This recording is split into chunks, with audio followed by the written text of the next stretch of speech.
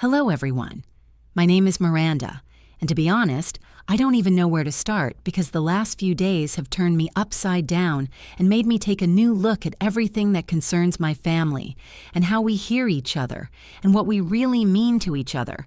Although perhaps it would be fairest to go back to the beginning and calmly, without rushing, tell about how I live, what I do for a living, and why one random message deprived me of sleep for the whole weekend. I'm 31. I'm a mid-level manager in a fairly mundane trading company.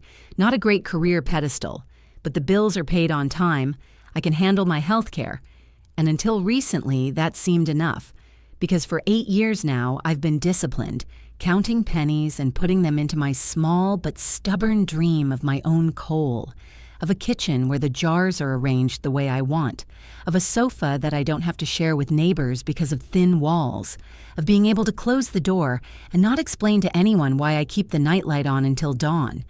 I was renting apartments, changing neighborhoods, putting up with other people's wallpaper and other people's habits, when suddenly, in the middle of a normal workday, the phone rang, and Jessica, my old friend, the one who has been selling people hope and square footage and a view from the window for 10 years, appeared on the screen.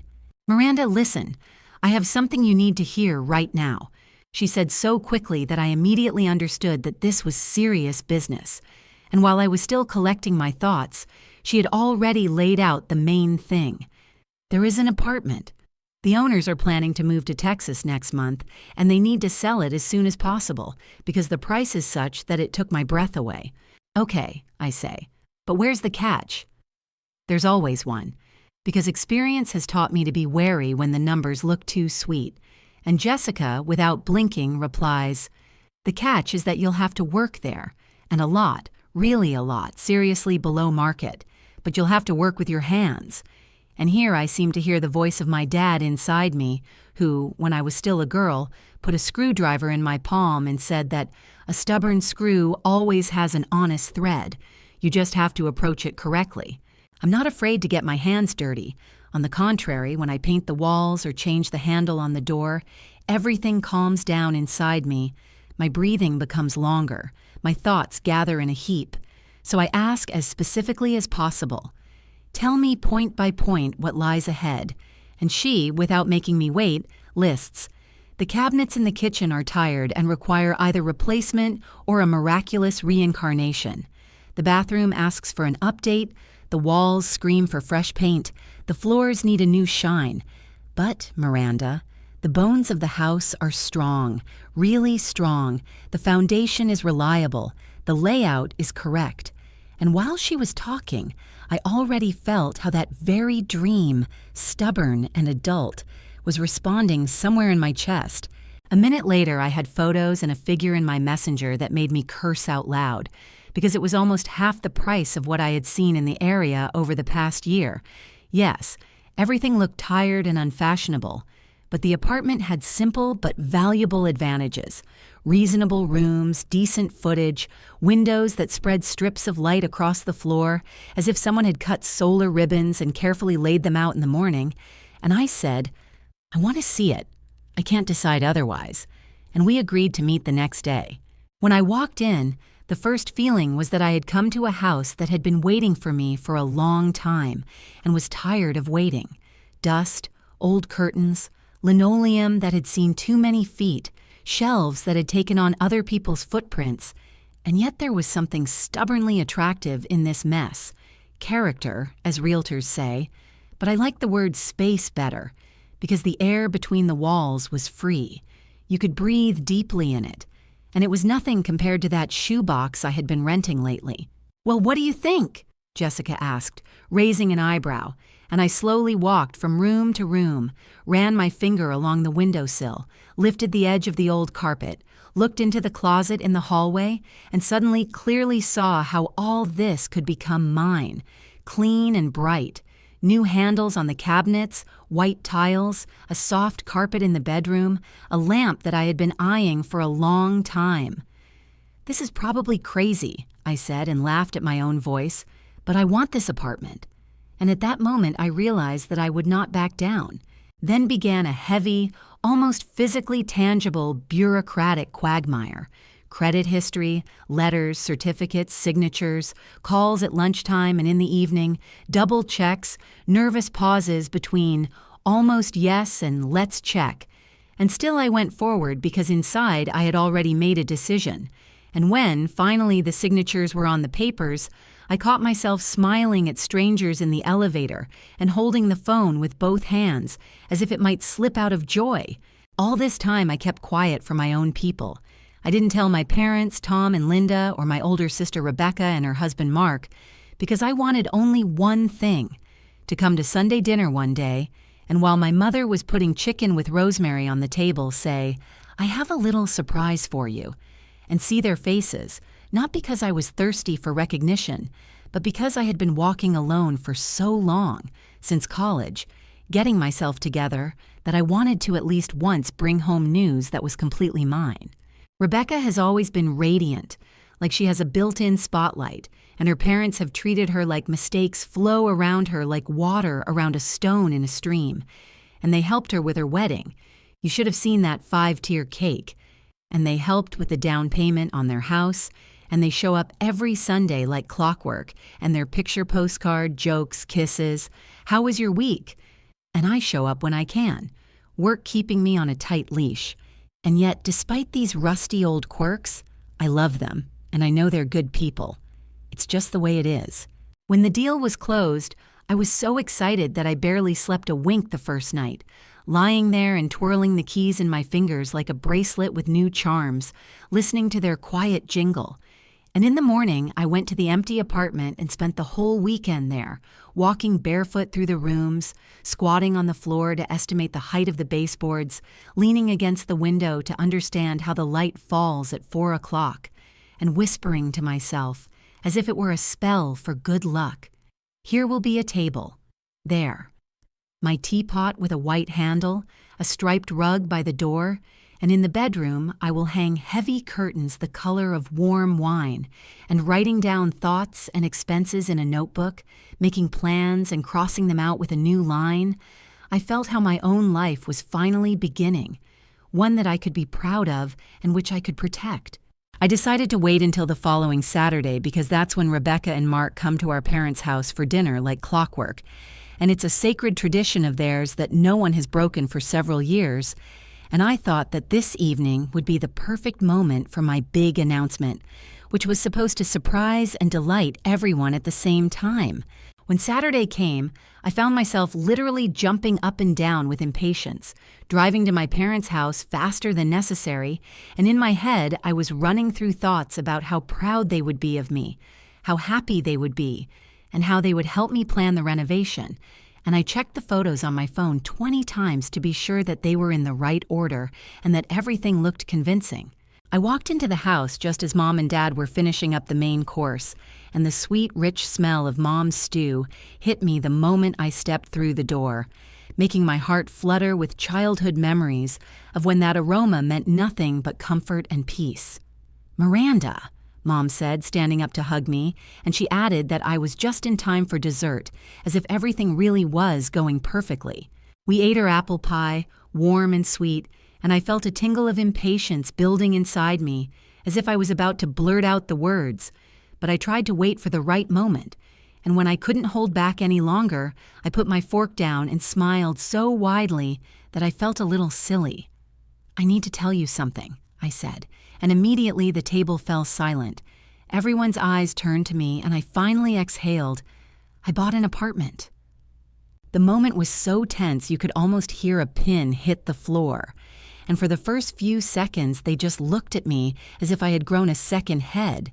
And then my mother threw her hands in the air and exclaimed, "Miranda, why didn't you tell us? Why didn't you warn us?" I, still smiling, trying to maintain this joyful mood, explained, "I wanted to surprise you. I wanted this to be a big reveal," and immediately took out my phone and started scrolling through the photos, showing shots of empty rooms, wide windows, the place where my life would soon boil. "Look, here it is. It needs some work, but it has so much potential," I said, and handed the phone to Rebecca, because she was sitting closest. She looked at the screen and suddenly laughed, but her laugh was not the warm and joyful one I had imagined, but rather cold and caustic.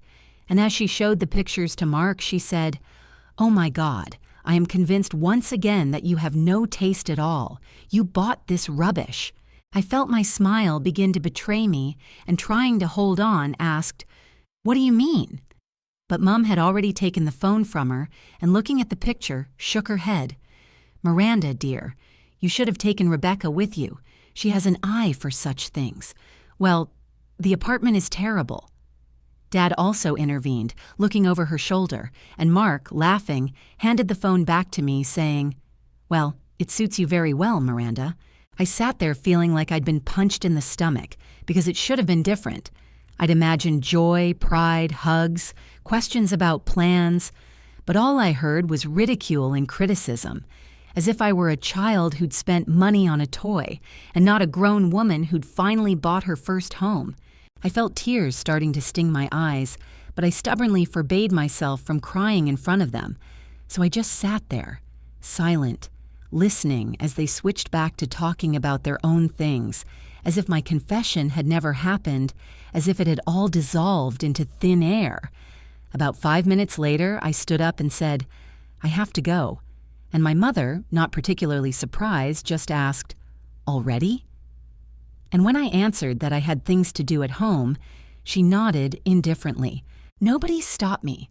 Nobody offered to walk me home or even say anything at the end, and I left the house, drove back in complete silence, didn't even turn on the radio, as if any word, any music would be superfluous now, and only my heart was pounding inside, like a hammer on empty iron. When I got to my new apartment, I sat in the parking lot for a few minutes, looking at the building, trying to believe that this was really mine, that my life would be behind this window. And then, finally, I got out of the car, went to the door, and as soon as I closed it behind me, everything I was holding inside burst out. I literally slid down the door to the floor, sobbing like I hadn't for a long time, sobbing without shame, like a little girl who had her toy taken away or had something hurtful said to her, and I lost control completely, letting the tears flow, allowing myself this weakness because all the weight, all the expectations and disappointment had fallen at once, and I felt lonely to the point of pain, but still, inside, there remained a barely noticeable spark, a reminder that the keys in my bag were real and no one would take that away from me. All those years of saving, all those evenings when I put aside every little thing in order to one day turn the key in my own lock, all the dreams of a home where finally only my steps and my songs would sound, all this collapsed into dust in some 2 minutes when the people closest to me managed to devalue my joy as if it was worthless. Their words continued to ring in my ears. "No taste. It's a terrible apartment. It suits you very well, Miranda," and especially stinging were Mark's phrases, spoken with such a slight grin, as if he had made a witty remark in the company of friends and not dropped a stone on my heart.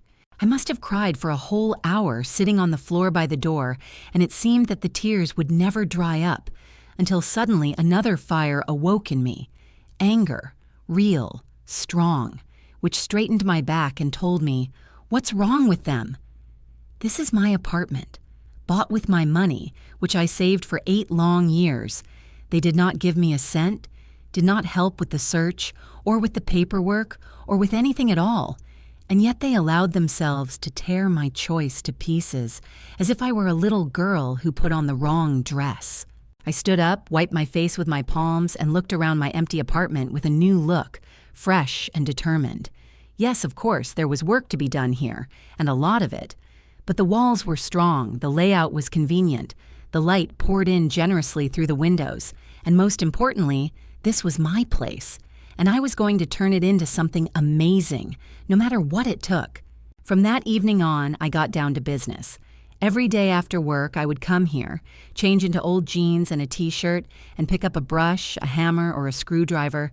Every weekend, I would spend here from morning until night, painting the walls, updating the bathroom, sorting out the kitchen cabinets, laying new floors, and finishing every little thing. It was exhausting, tedious work, but I found myself loving every minute of it, loving the smell of fresh paint, the feeling of tired hands, the rustle of the brush on the wall, because that was how my apartment was gradually becoming what I dreamed of it being. The month flew by like one long working day, and during all this time I never called my family, and they didn't call me either. And to be honest, I was more than happy with that because I had enough to do without them. By the end of the month, I looked around and realized that the result had exceeded my expectations. The apartment looked incredible, and I'm not even trying to be modest. It really did shine with its newness, modern style and cleanliness. My taste, my hands, my efforts were felt in every detail, and I could proudly say to myself, yes, this is everything I hoped for, and even a little more. One evening, as I was finishing up the finishing touches and standing in the middle of the living room with a mug of tea, looking at the neatly arranged furniture, the fresh curtains and the shiny new floors, a thought flashed through my head. You know what? It's time for a housewarming party. Part of me, and I won't lie, it's a big part, wanted to prove to my family that they were wrong, that my apartment wasn't terrible, that I had taste and hands, that I could create a space that exuded warmth and beauty. And although this may not have been the healthiest motivation, I still felt the pain of that evening at the table, and it seemed important to invite them, because this was my family after all, and this event was worth sharing with them. I wrote short messages. Hi, I'm having a housewarming party this Saturday at 5 p.m. Hope you can come. Can't wait to show me what I've done to this place. Added the address and hit send, one to my mom, one to Rebecca. I had to wait 2 hours for the answers, and when they finally came, my heart sank, but it didn't add to my joy. My mother wrote dryly, "We'll come," and Rebecca, in almost the same words, "Of course we'll come." No excitement, no questions about what to bring, no congratulations or support, just a lukewarm agreement, and I felt a slight prick, but still decided that it was something. At least they had agreed to come. I also decided to call Grandma Rose, my father's mother, who is now 78 but still energetic and lives 20 minutes away. We'd always been especially close. As a child, I spent weekends with her, we baked cookies together, and she taught me to care for flowers and listen to the silence of the garden. And her home had always been a place for me where I was accepted as I was. When I dialed her number and heard a familiar voice, I said, "Grandma, it's Miranda. I have news. I bought an apartment." And she, without hiding her emotions, exclaimed, "You bought it? Oh, honey, it's wonderful. Tell me everything." We talked for over half an hour. I described the rooms, told her about the paint, the tiles, how I changed the door handles myself, and how shiny the new floors were. And she was so genuinely excited, so attentive, asking all the right questions, asking how I was doing, and repeating over and over that she was proud of me. And listening to her, for the first time in a long time, I felt that my efforts had not been in vain, that at least someone saw in me not a little girl with mistakes, but a woman who was able to create her own space. "I'm having a housewarming party this Saturday at 5, I told my grandmother on the phone, and my heart sank when I heard her answer. "I'd love to, honey, but I might be a little late. I have things to do during the day, so 7 is okay." I smiled so widely that even my voice softened. 7 is perfect, Grandma." That conversation filled me with more joy than anything I had felt in weeks, because her words were so warm and sincere. And suddenly I realized that this was exactly what I needed. The feeling that at least one person in my family genuinely shared my happiness. I spent the rest of the week preparing for this evening, and every little detail was so full of hope that sometimes I wondered where I got all the energy from. I ordered food from a small Italian restaurant that we all loved. For Mom, her favorite chicken parmesan. For Dad, the lasagna he always had. For Rebecca, her favorite Caesar salad. For everyone else, a variety of dishes so that there was enough for everyone. And of course, I bought wine, not just one, but several bottles, to please different tastes. I didn't forget about dessert either, a delicate cake with berries, And, as if to complete the picture, I brought home flowers, arranged them in vases on the dining table so that the air was filled with a fresh aroma, and the house looked truly festive. I washed the apartment until it shone, polished the surfaces until they began to shine, and when I looked at everything I had done, a quiet but confident pride sounded inside me. I wanted them to come in and immediately understand that they were wrong, to look and admit, I was right. I did it. I created a cozy and beautiful space, and I still hoped that this could be a moment of reconciliation. Saturday came, and I was nervous, but it was that pleasant excitement that is born when you are expecting guests and hoping that everything will go according to plan. By 4:30, I had everything ready. Food was warming up in the oven, wine was chilling in the fridge, flowers had spread their petals, and the apartment was shining with freshness and coziness. I checked my phone over and over again, then my watch, then looked out the window, and when the hands approached 5, my heart was beating as if I were a schoolgirl again, waiting for the results of an exam. But 5 o'clock struck and the door remained closed. I paced the room, checking my phone again, wondering if they had gotten the address wrong or were stuck in traffic, and telling myself not to panic. When half an hour had passed, I began to feel anxious. There was no way that no one had written, no one had called. By 6, I had already dialed my mother's number, then my father's, then Rebecca's, and even Mark's, and each time the call immediately went to voicemail, as if their phones were turned off, and this made me feel heavier inside, like a stone was growing in my chest. By 6:30, I was restless, pacing up and down and repeating to myself, they promised. They said they'd be here. And then, at exactly 7, my phone vibrated, and I grabbed it with relief. But what I read hit me harder than any hammer. The message was from my mother. Hi, Miranda. We're having dinner with Rebecca, Mark, and his parents at Chez Lauren right now. It's so much nicer than staying in your horrible apartment.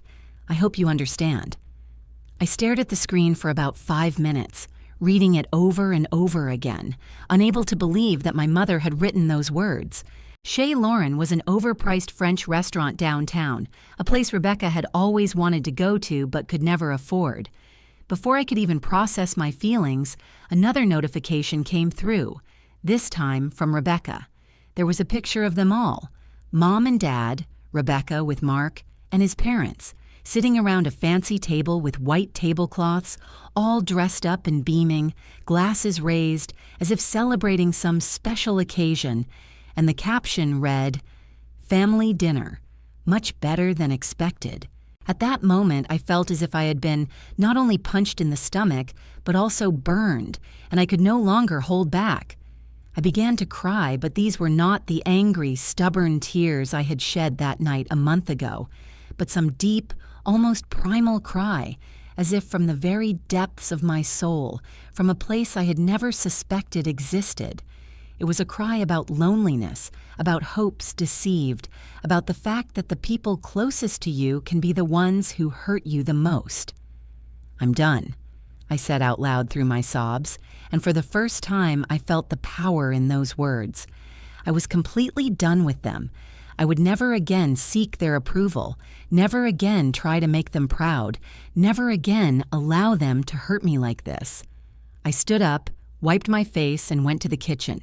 There, in the oven, the chicken parmesan I had specially ordered for my mother was already cold, and I took it out, put it on my plate, and sat down at the table. It was cold, but I didn't care. I was going to eat the food I had bought for those who hadn't even bothered to show up, and in this simple act was my small but firm decision to live on without their recognition, eating what I had prepared for myself. About 30 minutes later, there was a knock on my door, and only then did I remember that Grandma Rose had promised to arrive at exactly 7.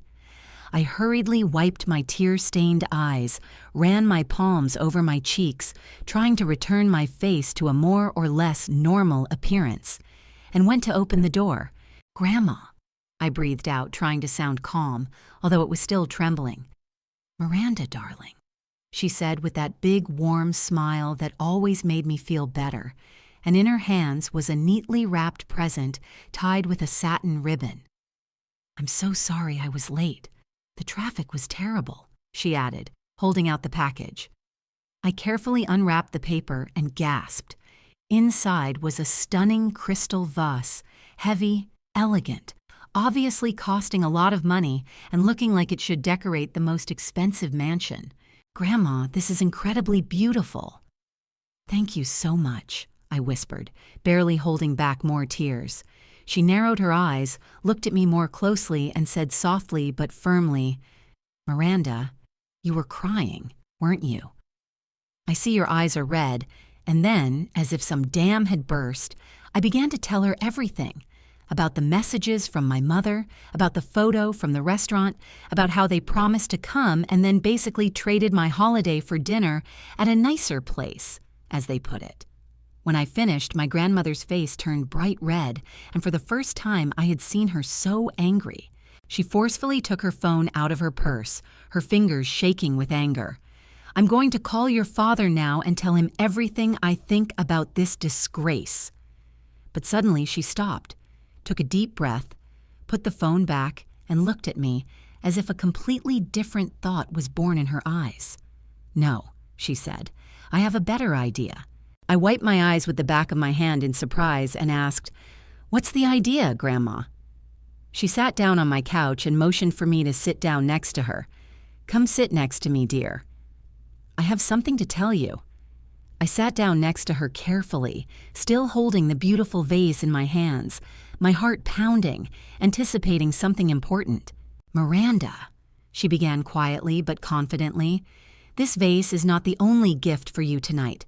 I've watched you for years, how you earned every penny, how you saved, how you tried, how you never asked for help, although sometimes it would be easier for you to accept it. You did everything yourself, and I always admired that." She leaned over, took a cardboard folder from her purse, and handed it to me. "You know, your sister got a lot more than you ever did." Her parents paid for her wedding, $30,000.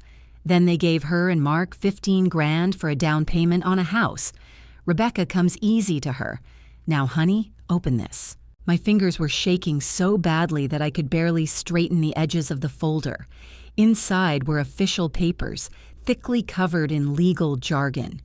At first I didn't understand what they were talking about, but then my gaze fell on a familiar line, an address, and my breath caught. It was the address of my grandmother's country house by the lake, the same one where I spent my childhood, running barefoot through the grass, fishing from the pier, and falling asleep to the chirping of crickets. "Grandma, what is this?" I whispered, not believing my eyes. She took my hands in hers and said firmly, "This house is yours now, Miranda. I transferred the title to your name last week. The lake house is yours. It's worth about $400,000. And it's worth it, believe me. It's in a beautiful place right by the water, and this is my way of paying you back." My tears started flowing again, but they were different now. Tears of happiness, relief, gratitude. I closed my eyes and pressed myself against my grandmother, smelling her scent, a mixture of jasmine perfume and something familiar, homely. She leaned back on the couch and said, "I was going to announce this gift tonight at your housewarming party in front of the whole family. And I was going to give Rebecca $250,000 in cash at the same time, so that everything would be fair. You get the house, she gets the money. But they didn't come, did they?" I nodded silently, and my grandmother frowned, her lips pressed into a thin line. "Not only did they not come, they also humiliated you. They chose some restaurant over your party, your home, your work. And you know what, Miranda? Rebecca is not getting anything." I couldn't believe my ears and just kept repeating, unable to keep my voice from shaking. "Grandma, are you serious?" She looked at me for a long moment and nodded. "Absolutely serious." Then she reached into her purse again, pulled out an old leather checkbook, sat down on the couch right in front of me, and carefully wrote a few lines on the pages. Then she tore out the check and handed it to me as if handing me the key to some other life. I looked down and almost fainted. On the paper was a figure that seemed impossible, $250,000. "That's enough money to cover most of your mortgage. she said calmly. "After that, your monthly payments will be tiny." I started crying so hard I could hardly breathe. The words stuck in my throat, and I could only whisper through my tears, "Grandma, why are you doing this? Why so much for me?" She placed her hand on my arm and said softly, "Because you deserve it, honey. Because I've seen you fight and work and build your life without help. Because you've shown me who you really are. And because your family treated you terribly today, and I won't stand for it." She stood up, adjusted the folds of her skirt, and said firmly, "Now I want you to take a picture of us together, me with the deeds to the house and you with this check, and then post it on social media." I froze and just managed to squeeze out, "Why?" Grandma smiled, and it wasn't her usual kind, calm smile. This time it resembled the smile of a predatory shark. "Because your family needs to understand one simple thing," she said. "Actions have consequences." We took a picture together. My grandmother held up the papers for the house by the lake. I held the receipt, and we both looked at the camera with wide smiles. The photo turned out unexpectedly beautiful, even celebratory. I posted it on Instagram and Facebook with the caption, "My wonderful grandmother just gave me an incredible gift, her beautiful country house by the lake. I am so happy and grateful." Within minutes, my phone screen lit up with dozens of notifications. Likes and comments poured in from coworkers, college friends, neighbors, acquaintances from the gym. Everyone wrote how lucky I was, congratulated me, and was happy for me. "Wonderful," my grandmother said, looking at my phone and nodding with satisfaction. "Now all we have to do is wait." She stayed with me for almost another hour. We talked about the house, how beautiful it was, and how we could tidy it up, what flowers to plant in the garden in the spring, and what furniture to put in the living room. We talked about my apartment and even laughed, but we never mentioned family. When it was time to leave, I called a cab for my grandmother. I walked her to the door, hugged her tightly, and smelled her warm scent, so familiar and soothing. After she left, I sat in my apartment for a long time, looking at the check, then the deeds to the house. I felt like I was sleeping, dreaming too vividly. A few hours ago, I was crying over cold chicken parmesan and feeling worthless. And now I had a real house worth $400,000 and enough money to almost get rid of a heavy mortgage. That night, I went to bed feeling like I hadn't felt in many years. I was truly happy. But the next morning, everything changed. I was awakened by the insistent ringing of my phone. I looked at the screen and froze. It was 8 o'clock on a Sunday morning, and my phone showed 17 missed calls. Mom, Dad, Rebecca, and Mark kept calling. At that moment, I remembered the Instagram post and smiled and pressed the mute button. I wasn't ready to talk to them, but the calls kept coming. Every few minutes, the phone would ring again and again and again, and then the messages started pouring in. First from Mom, "Miranda, I don't know what you said to Grandma Rose, but you need to fix it now." Then from Rebecca, "You're such a selfish bitch. This house should have gone to someone with a family." From Dad, "Your grandma has clearly lost her mind. We'll come and explain to you how things should be." And then Rebecca, "You probably talked the old lady into signing the house over to you. You should be ashamed." I took screenshots of every message. I wanted to keep evidence of what they wrote, especially the messages where Rebecca insulted me. I saw the phone on the nightstand blink again with a new notification, and opening the screen, I reread another message full of anger and venom. At first, they simply hinted that I was manipulating the old lady, then moved on to accusations that I did not deserve anything good because I don't have a family, and as if I was taking advantage of the weakness of an elderly woman. Each new word that flew from them was even more offensive than the previous one, but I remained silent, did not respond to anything, simply saved screenshots, collecting them as evidence of who they really were, and patiently waited, as if I knew that my time would come. At about 4 o'clock in the afternoon, a loud knock was heard at my door. I walked over and peered through the peephole to see Mom and Rebecca standing on the landing, their faces filled with rage and determination. They began to knock harder, demanding and relentless. "Miranda, we know you're in there." "Open the door," Mom shouted. I took a deep breath and, without opening the locks, spoke through the door. "Sorry, you're late for my housewarming." "And besides, I thought this apartment was too awful for you, didn't I?" Rebecca's voice was shrill, almost screeching. "You don't want this house. You don't even have a family. I'm pregnant, Miranda. I need this house for my baby." I couldn't help but laugh out loud, not holding back the bitterness and irony. "Congratulations on your pregnancy, Rebecca." "But I'm still not giving you the house." "Then we don't consider you part of the family anymore," my mother said dully, her voice shaking with anger. I laughed even harder, because at the time the words seemed funny in their absurdity. "That's your problem, not mine," I said, and went into the bedroom, where I turned the television on full blast, drowning out the pounding and shouting outside the door. About 10 minutes later, the pounding stopped, and looking through the peephole, I saw that they were gone, leaving behind only a heavy silence. A few days passed when my grandmother called me. There was an unfamiliar steel in her voice, hard and unwavering. "Miranda, dear, I'm having a little family gathering at my house tomorrow night. Can you come over around 6? I sat up straight and said, "I'll be there, Grandma." The next evening, I pulled up to her house at 6 sharp.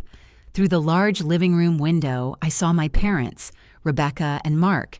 They were sitting together, obviously embarrassed, their eyes downcast, like school children who had been caught doing something embarrassing. When I entered the room, Rebecca immediately jumped up from her chair, unable to bear the tension. "Grandma, she manipulated you. She made you give her this house," she cried, pointing at me with a trembling hand. "Sit down, Rebecca," Grandma said firmly in a voice that fell silent in the room. "I called this meeting, so I will be the one talking." Rebecca sat reluctantly, but her eyes were burning with hatred, and she looked at me as if I had ruined her entire life. Grandma rose and stood directly in front of us. Her posture was straight, her face serious. "I have gathered you here because I have an important announcement to make," she said, and her words cut the air. She looked directly at my parents and Rebecca, her gaze lingering on each of them. "Your behavior at Miranda's housewarming was disgusting. Absolutely disgusting." Dad opened his mouth to protest, but Grandma held up her hand and cut him off. "Wait a minute, Tom. You promised your daughter you'd come celebrate her accomplishment. Instead, you took the family to an expensive restaurant and sent her pictures of how much fun you were having without her." Dad started to say something, but Grandma continued, cutting him off. "We didn't think," Mom began, but Grandma cut her off sharply. "You didn't think, Linda." "That's right.